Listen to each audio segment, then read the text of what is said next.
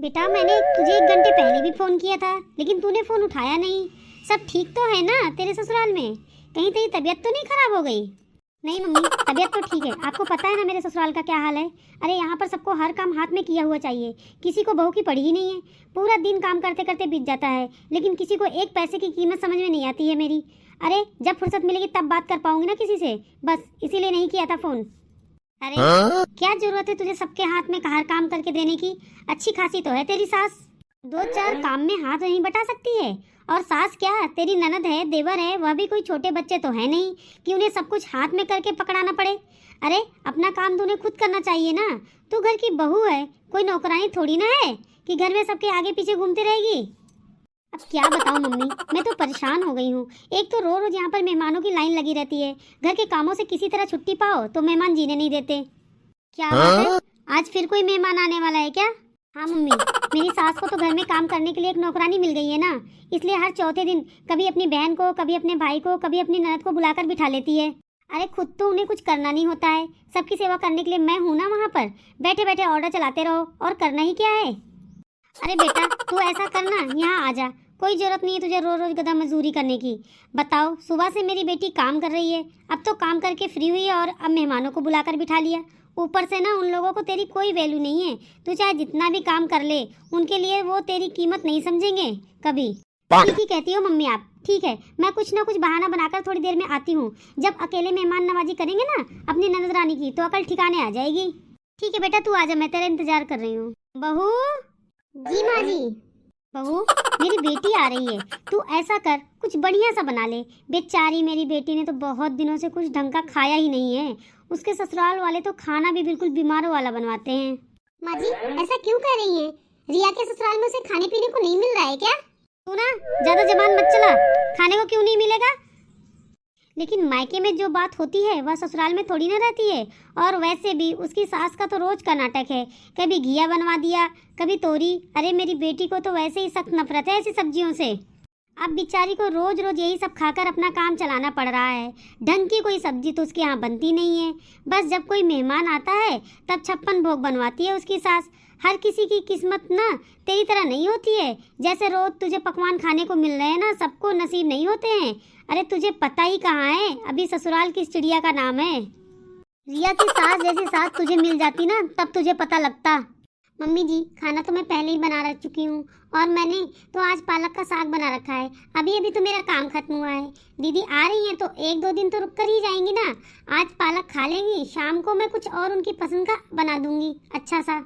मैंने कहा ना मेरी बेटी को यह सब घास फूस बिल्कुल भी पसंद नहीं है। और तेरी हिम्मत कैसे हुई मेरे आगे जबान चलाने की? ऐसा कौन सा पहाड़ तोड़ती है तू है? घर के छोटे मोटे काम ही तो करती है, उन्हें करने में कमर टूटी रहती है तेरी। मेरी बेटी के आने की खबर मिल जाएगी तुरंत मुंह टेढ़ा हो जाता है तेरा। अरे कौन सा 152 ननद है तेरी, इकलौती बेटी है मेरी। थोड़ा सा मान सम्मान कर लेगी ननद का तो घिस नहीं जाएगी। अब खड़ी होकर मेरा मुंह मत देख, जाकर कुछ ढंग का खाना बना ले। और सुन, खीर भी चढ़ा देना मेरी बेटी को। आएगी तो बढ़िया सा मेवे वाली खीर खिलाऊंगी। इतना काम करना पड़ता है उस बेचारी को, थोड़ी ताकत आ जाएगी।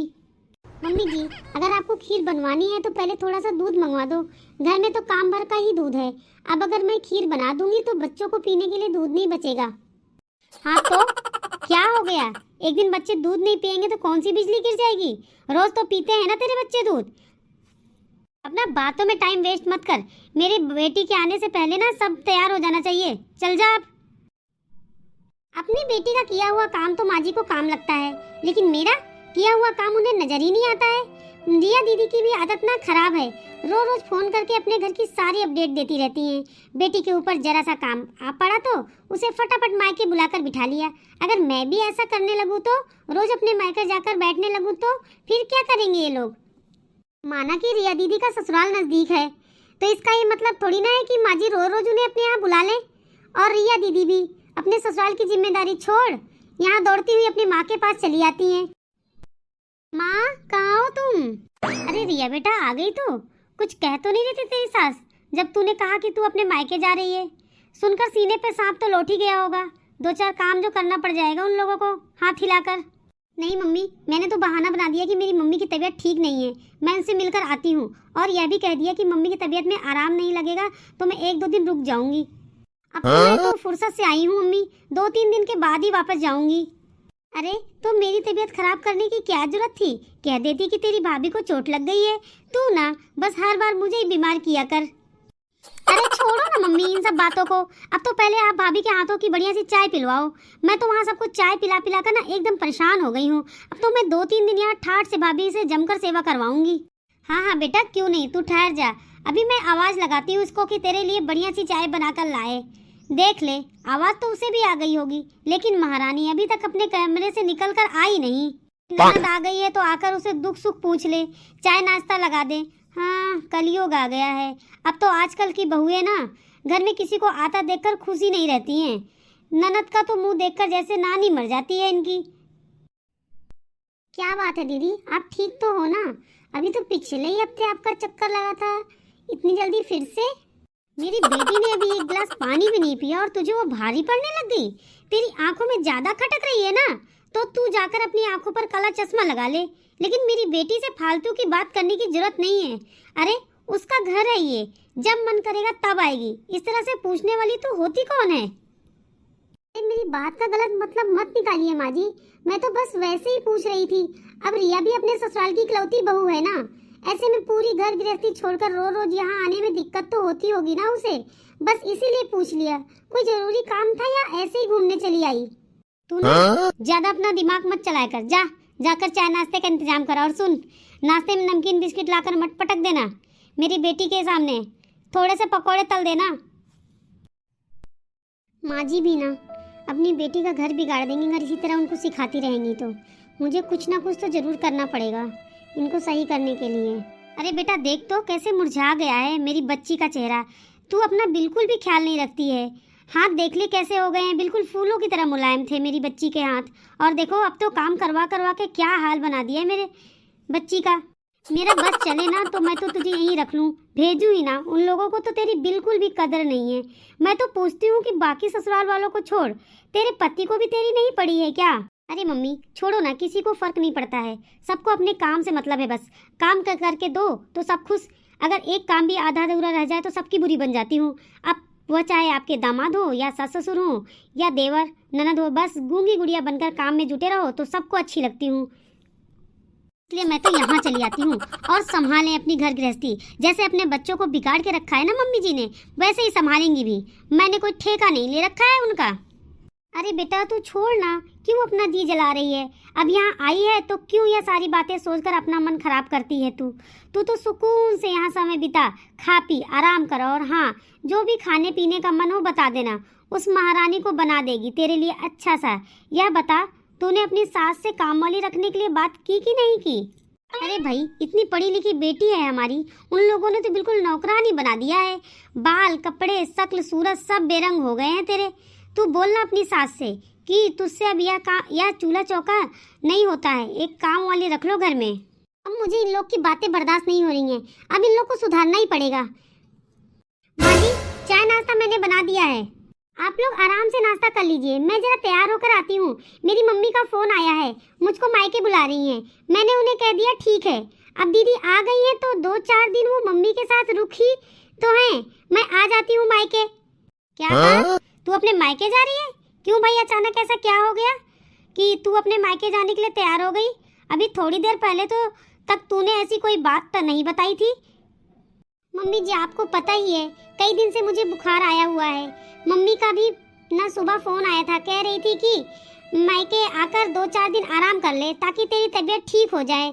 मैंने ही मना कर दिया, लेकिन अब दोपहर में जब फिर से उनका फोन आया तो पता चला कि रिया दीदी आई हुई हैं, तो कहने लगी बेटा बुखार में तेरे ऊपर काम का लोड बढ़ जाएगा, तो ऐसा कर मायके आकर 2-4 दिन आराम कर ले, नहीं तो ज़्यादा परेशानी हो जाएगी। अरे बड़ी बेशर्म है तू, और ऐसी ही तेरी माँ भी। पहली बात तो तुझे क्या जरूरत है यहाँ की छोटी छोटी बातें अपनी माँ को फोन पर बताने की? ससुराल की सारी बातों की चिट्ठी ना मायके में नहीं डाली जाती है। और तेरी माँ क्या तेरा घर तोड़ना चाहती है जो तुझे उल्टी सलाह दे रही है? अब तेरी ननद ससुराल में आकर बैठी है तो उसकी खातिरदारी की सेवा सत्कार की जिम्मेदारी तेरी है कि नहीं? इस समय तुझे यहाँ रुकना चाहिए या अपने मायके जाना चाहिए? और थोड़ा बहुत बुखार आ ही गया तो कौन सी बिजली गिर पड़ी है? अब तो बिस्तर पकड़ लेगी तो यहाँ घर के काम कौन करेगा? अरे दवा खा ले और काम में लग जा, चल। मम्मी जी आप ही तो कहती है ना घर में काम ही कितना है, फिर अब तो दीदी भी आ गई हैं, आप दोनों मिलकर संभाल लीजिएगा। मैं अपनी माँ के यहाँ होकर आती हूँ, जैसे ही मेरी तबीयत सही होगी ना मैं लौट आऊंगी। देख रही ना रिया तू, मेरे तो भाग ही फूट गए। इतनी छूट दे रखी है हमने इसे, कभी बहू को बहू नहीं समझा, हमेशा बेटी समझा। ना खाने पीने पर पाबंदी लगाई, ना कहीं आने जाने पर, और तो और मोबाइल फोन तक इस्तेमाल करने की इजाजत दे रखी है। अब इससे ज्यादा क्या बहू को सिर पे बिठा ले हम। ठीक ही कहते हैं आजकल की बहुओं को जितनी सुख सुविधा दो या उतना ही आसमान में उड़ती हैं। घर में काम ही क्या है जिसे करने में घिसी जा रही है। तू पक्का, मुझे पता है, अपनी माँ को फोन करके रोना रोया होगा तूने, आंसू टपका कर दिखाए होंगे कि कितना काम करा रहे हैं तुझसे हम। तभी तेरी माँ ने बोला ना कि रिया के आने से तेरे ऊपर काम का बोझ टूट पड़ेगा, और नहीं तो क्या। देख लिया मम्मी आपने अपनी बहू का नाटक। मैं आपके यहाँ 4 दिन के लिए क्या आ गई, जोर पड़ गया भाभी को। देख लो सामने ही बोल रही हैं कि मैं काम करूं और ये आराम से मायके में जाकर बिस्तर तोड़े। दीदी की बात वैसे भी ठीक ही है, बेचारी काम से बचने के लिए यहाँ आई थी और यहाँ आकर भी काम करना पड़ रहा है। वैसे मम्मी जी तो काम वाली के बहुत सारे फायदे बता रही थी ना दीदी को। अब ऐसा कर लो ना, एक काम वाली आप भी बुला ही लो। जैसे यह थक जाती हैं वैसे ही काम करके मैं भी थक जाती हूँ ना। और मेरी मम्मी भी कह रही थी कि अब आप जब तक काम वाली नहीं रखोगी वो मुझे वापस नहीं भेजने वाली, क्योंकि घर के कामों में मदद तो आप भी नहीं करवाती हो ना। ऐसे में इतने बड़े घर की जिम्मेदारी तो मुझे अकेले पर पड़ जाती है। अच्छा जी, अब मेरे घर के फैसले तेरी मम्मी लेंगी क्या? कान खोल के सुन ले तू, और अपनी माँ को भी समझा देना, अगर बेटी के घर में रोज रोज अपनी नाक घुसाए ना तो उसकी घर गृहस्थी ज्यादा दिन तक नहीं चल पाती है। वो घर कभी आबाद नहीं होते जिस घर में माएँ 24 घंटे घात लगाए बैठी रहती हैं। 8 साल हो गए तेरी शादी को, तू कोई दूध पीती बच्ची नहीं है जो अपनी माँ की उंगली पकड़कर चलेगी। तेरे अंदर अपनी कोई समझ नहीं है क्या? अपनी जिंदगी के फैसले खुद लेना सीख ले। मेरे घर में काम वाली आएगी या नहीं यह मैं तय करूंगी, तेरी माँ नहीं। मेरी मम्मी ने आज एक बात के बीच में क्या बोल दिया, आपको सारी ज्ञान की बातें याद आ गई मम्मी जी? इसका मतलब आप भी यह बात जानती हो तो बहुत अच्छी तरह से कि बेटियों के घर में जरूरत से ज्यादा दखल अंदाजी करने से उनके घर बिगड़ जाते हैं। लेकिन जब बात आपकी बेटी पर आ जाती है तो इस बात पर अमल करना भूल जाती हो आप। अगर मेरी माँ की दखल अंदाजी करने से हमारा घर टूट सकता है तो आपकी दखल अंदाजी करने से आपकी बेटी का घर नहीं बिगड़ जाएगा क्या? अरे तेरी बात और है, तू अभी जानती ही क्या है, एक नंबर की आलसी और कामचोर है रिया की सास।